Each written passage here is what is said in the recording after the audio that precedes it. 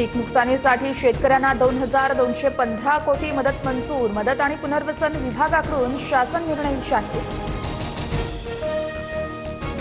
मंत्रालयात राज्य मंत्रिमंडळाची बैठक। ओला दुष्काळ जाहीर करा, सर्व मंत्र्यांची कॅबिनेट बैठकीत मागणी। मुख्यमंत्री फडणवीसांनी सर्व जिल्हाधिकाऱ्यांकडून पूरस्थितीचा आढावा घेतला। जलसंपदा विभागाला आवश्यक ती खबरदारी घेण्याच्या सूचना। मुख्यमंत्र्यांची माहिती। दिवाळीआधी शेतकऱ्यांना नुकसान भरपाई देणार, कृषी मंत्री दत्तात्रय भरणेंची घोषणा। तर पंचनाम्याचं काम युद्धपातळीवर सुरू। राज्यात 70 लाख एकरवर नुकसान, भरणेंची माहिती।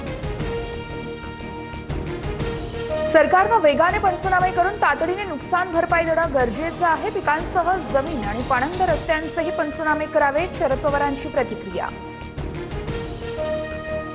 माझ्यासह सर्व मंत्री वेगवेगळ्या नुकसानग्रस्त भागांचा दौरा करणार, कुठेही निधीची कमतरता भासू देणार नाही, अजित पवारांची माहिती।